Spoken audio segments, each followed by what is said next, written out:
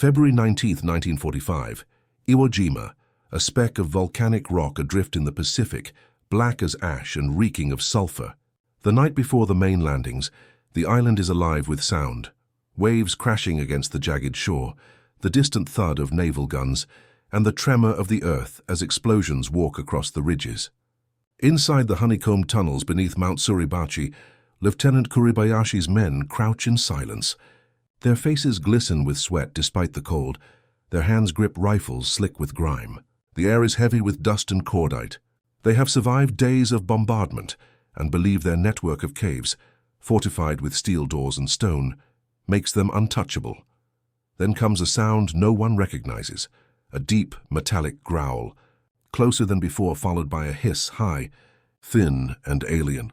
For a heartbeat, the defenders think it is steam venting from the scorched rock.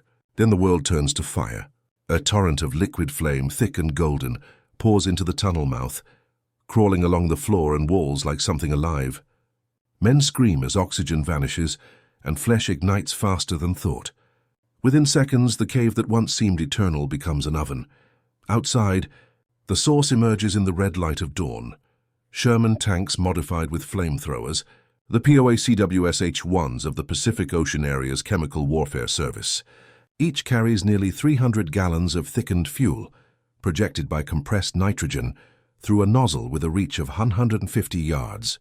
For the first time, fire itself has become mobile, a weapon that can climb rocks, roll over trenches, and burn what artillery cannot touch. For the Japanese soldiers who believed stone and shadow could shield them, the realization comes too late. Iwo Jima's underground defenses, engineered to withstand months, can now be cleared in minutes. This was not just another assault, it was the dawn of a new kind of warfare, born from lessons written in blood across the Pacific's smaller islands. The story of the Flamethrower Shermans, machines that turned caves into infernos, begins long before Iwo Jima. In the battles where America first learned that courage alone could not conquer stone, the idea was born not from brilliance, but from desperation. By mid-1943, the Pacific Campaign had become a war of caves. On islands like Tarawa, Kwajalein, and later Saipan, Japanese defenders vanished into coral and stone, turning the earth itself into a weapon. American artillery could level hills, yet the enemy kept emerging, alive, organized, and unbroken. On Tarawa's Betio Island, Marines of the 2nd Division discovered bunkers with steel doors and firing slits barely wider than a fist. Grenades rolled off the roofs. Satchel charges scarcely cracked the concrete. The island had to be taken inch by inch, each position pried open by hand. Portable flamethrowers offered one of the few tools that worked, but at a terrible cost. Their range was less than 40 yards, and each burst lasted mere seconds. Operators carrying 70-pound tanks on their backs were exposed the moment they stood. On Saipan, reports described entire squads wiped out while trying to clear a single pillbox. The smell of scorched sand and burned fuel filled the air, and still the enemy fired back. It was clear that courage alone could not breach the labyrinth the Japanese had built. Something more durable, something armored, was needed to carry flame where no man could survive. By late 1944, the Chemical Warfare Service, CWS, joined forces with Marine engineers to find a solution. They began experimenting with M4 Sherman hulls, replacing the 75mm gun with a Navy-issue Mark I or Mark II flamethrower, modified to hold nearly 300 gallons of jellied gasoline. The first prototypes were crude, hoses coiled where ammunition racks had been, pressure lines routed through turret seams, but they worked. The new design could project fire 6 times farther than a man-portable unit, and do so from behind armor thick enough to shrug off small arms fire.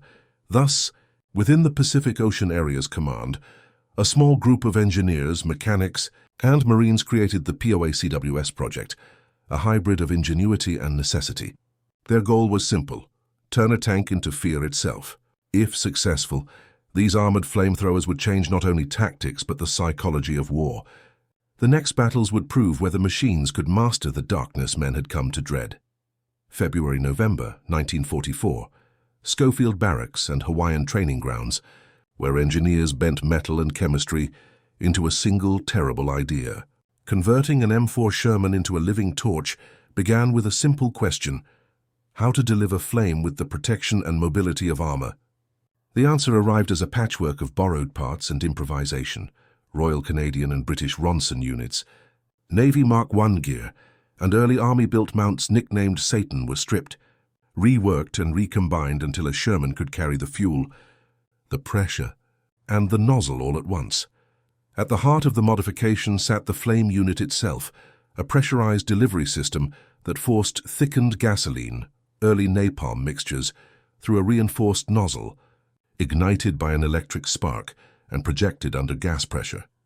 Early CBH-1 and later CBH-2 variants gave the tanks ranges previously unimaginable for man-portable units. Field reports and technical bulletins recorded effective reaches measured in the low hundreds of feet, with the improved CBH-2 and POA-CWS series routinely quoted at roughly 120–150 yards in practice. Fuel capacity and the plumbing to move it were the next engineering obstacle. Designers fitted enlarged reservoirs, on the order of several hundred gallons, and routed heavy-duty hoses through welded channels in the turret and bow. Some official records and post-war reviews list capacities near 300 to 400 gallons for the main armament variants, a volume that allowed sustained bursts but demanded careful refueling and long prep times. The entire system ran at high pressures, reports site operating, pressures around 300 psi for the CBH series, meaning crews had to master pressurization, procedures and maintain nitrogen or compressed gas, bottles to keep the system stable before firing. Inside the crew compartment, the machine was brutally simple and brutally demanding. Vision was reduced to peep slots and periscopes. The flame operator balanced aim pressure gauges, and the terrifying knowledge that a ruptured line could turn the tank into a furnace. Tests on Hawaiian ranges were conclusive. The mechanized system projected a viscous, clinging fire that artillery could not replicate and portable flame units could not match. Observers, tank crews, Seabees, Marine and Army officers wrote that the new Shermans did what grenades and satchel charges could not. They cleared caves and collapsed stubborn defenses by burning them out, not by breaking them down. Those laboratory trials and live demonstrations proved the concept. The question that remained was whether the weapon could survive the chaos of combat and the ingenuity of defenders. The following pages will move from engineering into the first crucible, field testing and the Marianas campaign that forced theory into fire. June 15, 1944, Saipan, first light after the landings, and the air smells of salt, cordite and the sweet, metallic tang of fresh blood. From the Japanese vantage on the high ridges, the Americans seemed endless. Ships grinding offshore, columns of men and armored shapes crawling inland. Then amid the thunder of naval guns came a new sound, less like a gun and more like a beast exhaling, and with it a sight the defenders had not prepared for. Armored hulks belching rolling tongues of flame into gullies and cave mouths. The field-made flamethrower tanks, the Seabees and chemical warfare service crews, had christened them Satans, moved like nightmares across the sugarcane and coral, and where they prowled bunkers emptied or went quiet. The effect was immediate and visceral. Marines watching from a few hundred yards described caves that had held out for days collapsing to smoke and silence in minutes as flame ate oxygen and men alike. The Satans themselves were improvisation made lethal. 24 M3 light tanks, fitted with Canadian Ronson flame units and modified fuel reservoirs, were rushed into service for the Marianas. The Ronson projector could throw burning fuel on the order of a few dozen yards to perhaps 80 in ideal tests, and each converted M3 carried fuel measured in the low hundreds of gallons, enough for several sustained bursts, but nowhere near endless. Crews trained for only weeks before hitting the beaches. Maintenance was ad hoc, igniters stubborn, and the limited traverse imposed by piping made aiming a matter of getting the whole hull into position. Yet in the cramped geometry of Saipan's defenses, caves, slit trenches and pillboxes, those crude limitations mattered less than the certainty of flame. On nearby Tinian in late July, the pattern repeated but grew in scale. In the island's tangled fields and rock-cut shelters, flame tanks cleared hardened positions that had repelled infantry assaults. A single mechanized flamethrower, working with infantry and gun tanks, could purge a complex of dugouts in the time it took engineers to prepare an assault. Accounts from Marine unit reports And CB histories record dozens of bunker neutralizations in short bursts of coordinated action, and Japanese field notes tersely acknowledge the new threat. Armored fire weapon, terrible heat, burns through all openings. The psychological effect was as potent as the physical one. Defenders who had once fought to the last man now fled into the open or surrendered when a Satan crested the skyline. Still, baptism by fire exposed critical shortcomings. The Satan's limited range and temperamental equipment left crews exposed in volcanic and broken terrain where longer reach and more reliable ignition would be vital. Fuel capacity and plumbing restrained how long a tank could sustain clearing operations, and commanders took careful note. If the Pacific's cave warfare was to be broken, the next flamethrower had to be deadlier, farther-reaching, and built into the sturdier Sherman hull. Engineers in Hawaii returned to their work, with those lessons burned into memory, preparing a new generation of flame tanks for the island waiting on the horizon, Iwo Jima. February 1945, Iwo Jima.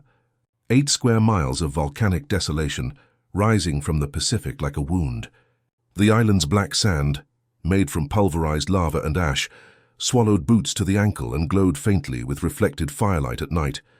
Beneath its surface stretched an invisible empire of stone. 11 miles of tunnels, 1,500 caves, and hundreds of pillboxes carved directly into the mountain's core. General Tadamichi Kuribayashi, commanding 21,000 men, had turned the island into a fortress of the emperor, a citadel meant to devour time, ammunition, and lives. He forbade banzai charges and suicidal waste. His order was simple: make the Americans bleed for every inch and drag them into the earth to die there. When the first waves of the 4th and 5th Marine Divisions stormed ashore on February 19th, they found silence. The beaches were eerily still, the pillboxes unmanned, the guns quiet. Then, when the beaches were choked with men and vehicles, the mountain itself opened fire. Hundreds of concealed artillery pieces and mortars erupted from hidden apertures, and machine guns from unseen slits cut down everything that moved. The volcanic dust turned to smoke, and the air filled with the smell of burning oil, sulfur, and flesh. The Marines had landed on a battlefield unlike any before, one where the enemy fought from beneath their feet. Artillery was nearly useless. Shells exploded harmlessly in soft ash, their force absorbed by porous stone. Naval bombardment had scoured the island for days, yet most of the Japanese garrison remained untouched, sealed inside the labyrinth. Conventional Shermans could do little more than batter empty walls. The defenders waited until tanks passed, then rose from hidden exits to strike from behind. The Marines needed something that could reach inside the earth itself, a weapon that could kill what it could not see. Enter the POA CWS H-1 Sherman, nicknamed the Zippo. Each carried roughly 290 gallons of jellied fuel, projected by compressed gas up to 150 yards through a bow-mounted nozzle. They could sweep a hill, cave, or blockhouse with continuous bursts lasting more than a minute, burning through firing slits and suffocating tunnels by consuming all available oxygen. When these flame tanks rolled forward with the infantry, Marines described the mountain seeming to breathe fire. Kuribayashi's fortress had been designed to withstand bombardment, but not this. The defenders' stone shelters became ovens. The very tunnels they had carved for safety became traps. In his field diary, one Japanese lieutenant recorded, "The air burns. We cannot breathe. Fire comes from the earth." For the Americans, Iwo Jima would test not just endurance but innovation under hellish conditions. As one Marine officer wrote before the assault, "We will fight not men but the mountain itself." Soon, that prophecy would come true, and the Zippos would prove that even the mountain could burn. February 21, 1945, Iwo Jima, dawn. The air is thick with volcanic grit and the tang of salt, the ground trembling under the endless percussion of naval guns. From the shattered beaches near the Motoyama airfields, shapes of steel begin to crawl forward. Shermans of the 4th Tank Battalion, newly fitted with the POA CWS H-1 flamethrower system. Painted in the same dull olive drab as their gun-armed brethren, they look ordinary until they breathe. Then the illusion dies. Each Zippo, as the Marines called them, carried a crew of 5, driver, gunner, loader, commander, and the co-driver whose weapon replaced the hull machine gun. That co-driver sat inches from the nitrogen tanks and pressurized reservoirs feeding the flamethrower. With a flick of a switch, he could send a column of jellied gasoline arcing out more than 150 yards, ignited by an electric spark at the nozzle. The fuel, around 290 gallons per tank, clung to rock, flesh, and steel alike, burning at temperatures above 1,500 degrees Fahrenheit. The Zippos advanced with infantry hugging their sides, men crouched behind the tracks for cover. Aiming through narrow vision slits, the operators searched for the dark mouths of caves and firing slits, invisible to the naked eye, until muzzle flashes betrayed them. When the nozzle locked onto its mark, a short hiss preceded the roar. Liquid fire poured into openings and vanished, only to burst from unseen exits farther up the slope. Marines watched black smoke boil from vents and cracks hundreds of feet away. Entire networks of tunnels turned into underground furnaces. Few inside ever screamed. The flame devoured air faster than men could breathe. By nightfall, over 40 Zippos operated across the island, working methodically with demolition teams to erase one strongpoint after another. In one documented assault, a single flame Sherman cleared a 200-man Japanese garrison in under 15 minutes, its fuel tanks nearly empty by the end. Intelligence officers counted charred rifles stacked near the entrances, untouched by hands now reduced to ash. Survivors later wrote in horror of the ground itself catching fire, convinced that the Americans had summoned something unnatural.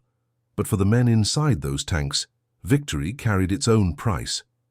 The heat inside the compartments reached unbearable levels, air filters clogged with ash, and the risk of detonation from even a single lucky shell haunted every mission. Several Zippos were lost to hidden mines or point-blank artillery, their own inferno turning inward.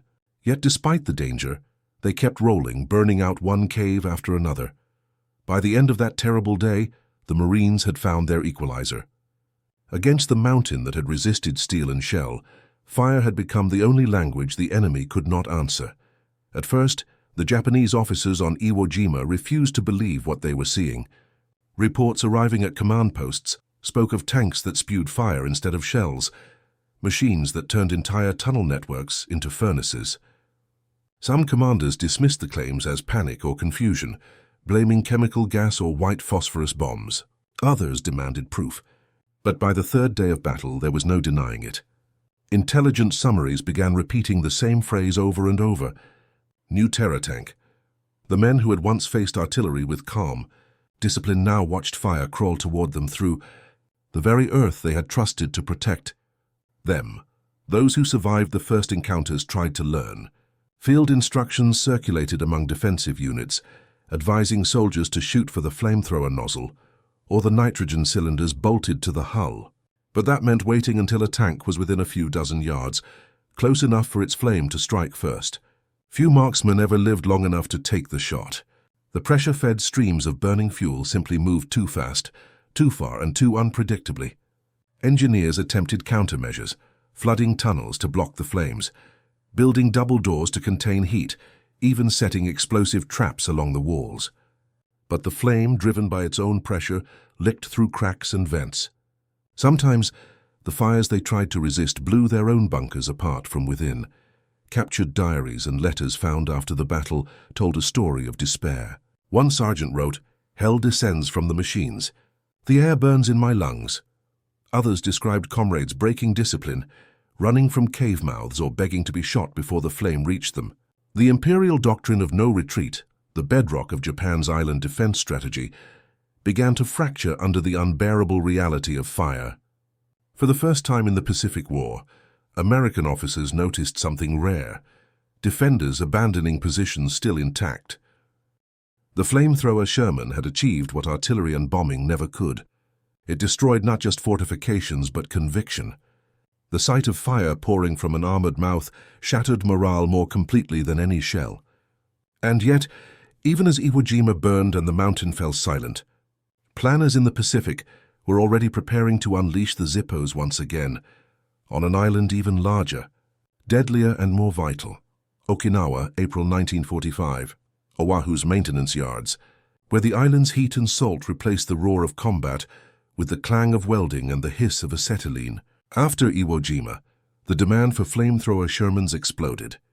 Mechanics and CB detachments worked around the clock inside corrugated hangars, stripping M4A3 hulls of guns and ammunition racks and replacing them with pressurized reservoirs, reinforced manifolds and bow-mounted nozzles.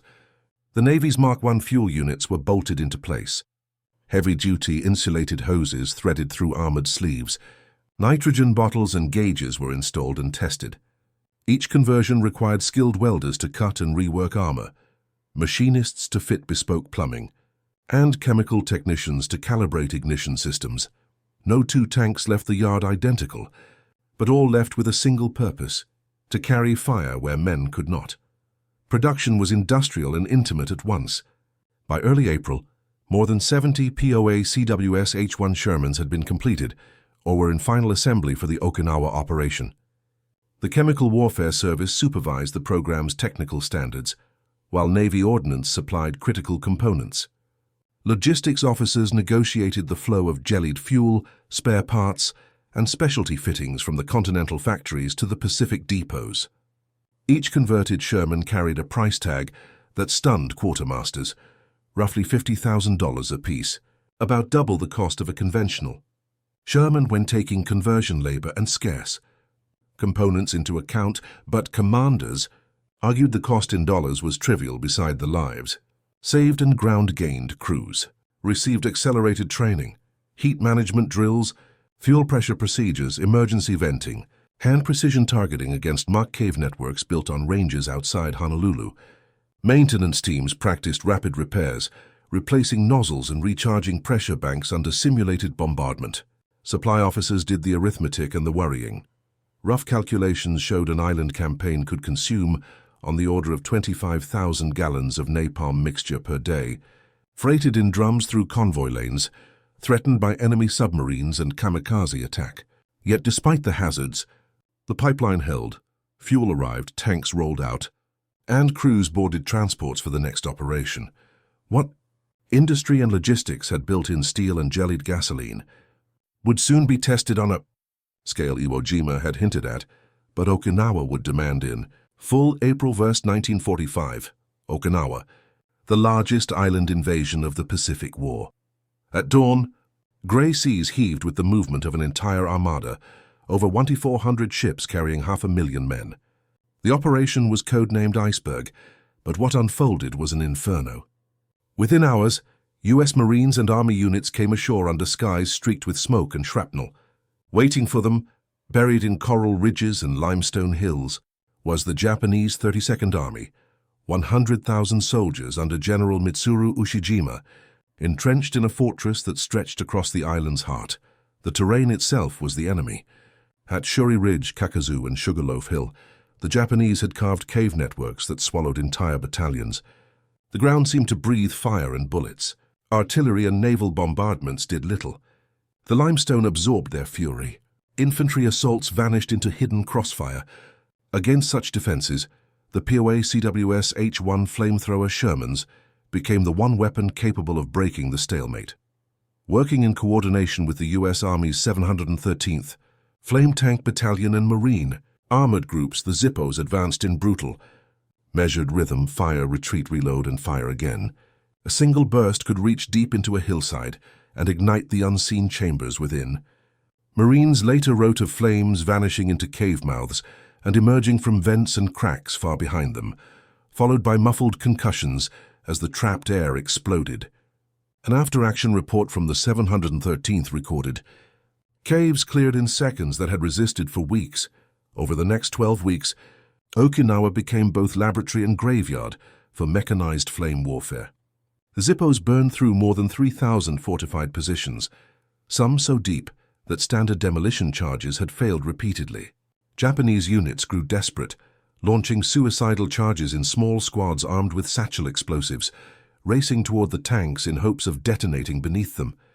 Many never reached their targets. The Shermans supporting infantry cut them down, but others succeeded, turning flame and steel into instant tombs. Still, the tanks kept rolling. Each success carried a grim cost, but their psychological impact was immeasurable. To exhausted infantrymen pinned under machine gun fire, the Zippos were saviors, angels of deliverance, one Marine called them. To the defenders within the caves, they were demons, embodiments of a fire that no wall or prayer could stop. When Okinawa finally fell on June 22, 1945, more than 200,000 lives, soldiers and civilians alike, had been consumed in the battle. For all its horror, the lesson was clear. Without the Flamethrower Shermans, the conquest of Okinawa might have taken months longer and cost tens of thousands more American lives. Fire had not just conquered stone, it had rewritten the art of siege itself. The Flamethrower Sherman was never just a tank, it was a presence. Its arrival on the battlefield brought with it a smell and a sound that men would never forget. The reek of scorched fuel and molten coral clung to uniforms, mixing with the copper scent of spent cartridges and the stifling breath of tropical heat. Marines later wrote that even long after the battles ended, the faintest whiff of gasoline could summon memories they could not bear to describe. The flame had a sound, one recalled, like the breath of something alive. Inside the tanks, the crews wrestled with their own contradictions. Some spoke of a sense of invincibility, knowing no bunker, no cave could stand against them.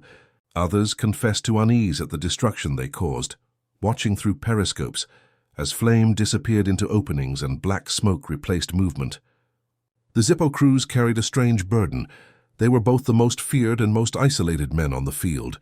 If hit, their tanks could erupt in seconds. If successful, their victory left nothing human behind. For the Japanese, the terror was beyond comprehension. Death by fire was considered among the most dishonorable ends, a fate that denied even the dignity of remains. Many defenders refused to surrender, choosing suicide or counterattack over the possibility of burning alive. Allied intelligence later found notes in Japanese field manuals warning troops that the flame tanks were weapons of annihilation. The phrase was apt, yet the same weapon that broke enemy. Morale also fortified Allied spirits. Infantrymen followed behind the Zippos with renewed confidence, advancing where they had once hesitated. Reports described morale rising sharply in units supported by flame armor. Caves that once spelled certain death now promised swift victory. By war's end, every major assault formation demanded its share of flamethrower tanks. Fire had become not just destruction, but deliverance. Still, as the smoke cleared, the questions lingered. What did it mean to win by burning men alive? What did such power do to those who wielded it? The war was nearing its end, but the memory of that fire and the fear it created would burn far longer than the war itself. For all their terrifying power, the Flamethrower Shermans were far from invincible. Beneath the armor and the roar of their jets lay a weapon as dangerous to its crew as to the enemy. The tank's internal systems, pressurized nitrogen bottles, hoses filled with napalm-thickened fuel and electric igniters, were a delicate balance of chemistry and steel.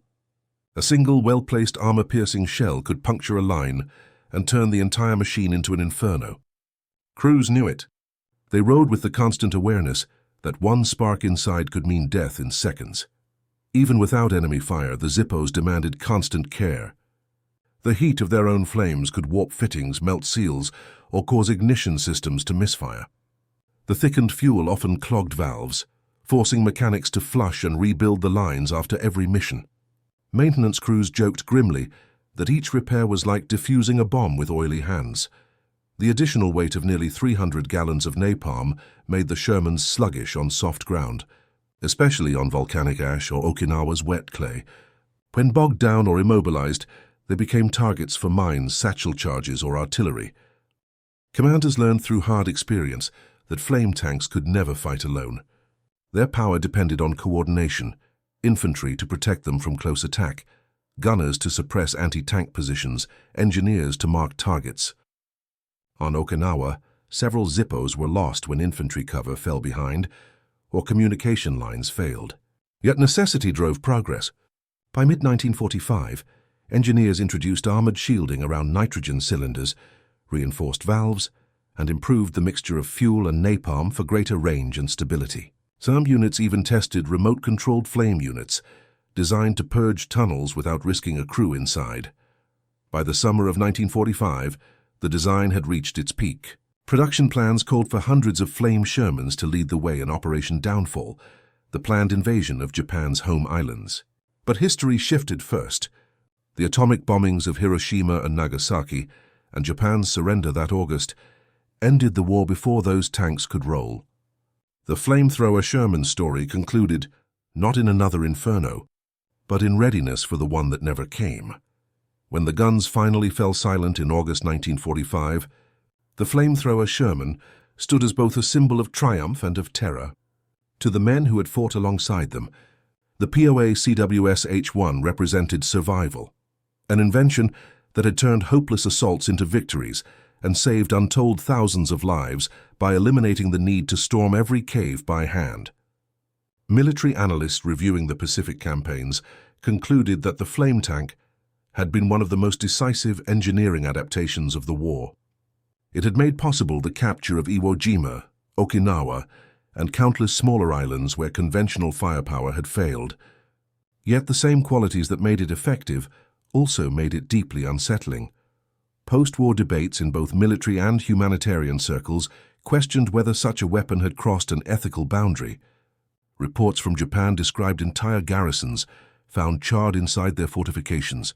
Photographs circulated of cave mouths still smoldering days after battle. Some post-war tribunals cited flamethrowers as examples of inhumane weapons, tools of annihilation rather than combat.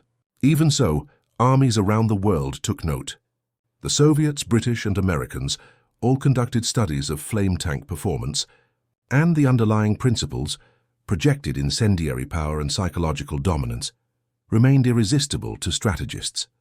Within 5 years, new generations of mechanized flamethrowers appeared in the Korean War, where the US deployed M4A3R3 Ronson variants and experimental flame attachments on Patton tanks. 2 decades later in Vietnam, the same grim technology resurfaced in the M132 Zippo APC and the M67A2 flame tank, direct descendants of the wartime Shermans. Though the weapons evolved, their doctrine was pure Pacific: use flame to deny ground, flush out defenders, and break morale before contact. Today, only a handful of flamethrower Shermans remain, preserved in Hawaii, Quantico, and Aberdeen, their armor scarred but intact. They stand not as relics of cruelty, but as monuments to a brutal truth of modern warfare: that necessity drives innovation, and innovation does not always lead toward mercy. The fire they once carried changed tactics, reshaped doctrine, and left behind a legacy as enduring as the ash it created. It ends where it began, beneath the black sands of Iwo Jima, in the tunnels that once throbbed with gunfire and shouts, now filled only with silence. The air that once shimmered with heat lies still, and the entrances that once spat fire and smoke have collapsed into the earth. These caverns, carved by determination and defended with devotion, have become tombs, sealed chambers of courage and terror alike. The same mountain that defied fleets and firestorms now sleeps under a quiet sea of memorial flags. The flamethrower Shermans, once roaring beasts of destruction, rest cold and rusting where they fell. Their armor is pitted, their nozzles clogged with ash, but their legacy endures. They were machines that transformed humanity's oldest fear, fire, into a weapon of calculation and control. For the Japanese who faced them, the sight of moving flame was an encounter with the impossible, a force that devoured stone and turned fortresses into pyres. For the Marines who wielded them, the flame was survival given form, an invention that turned death's own element into deliverance. When the last battle ended and the last ember dimmed, the caves of Iwo Jima stood as monuments to both endurance and the extremes of invention. They remain beneath the island still, echoing faintly with the memory of that inferno. History remembers the flamethrower Sherman not only as an instrument of devastation, but as a symbol of adaptation, a moment when humanity, faced with impenetrable stone, found a way to make the earth itself burn.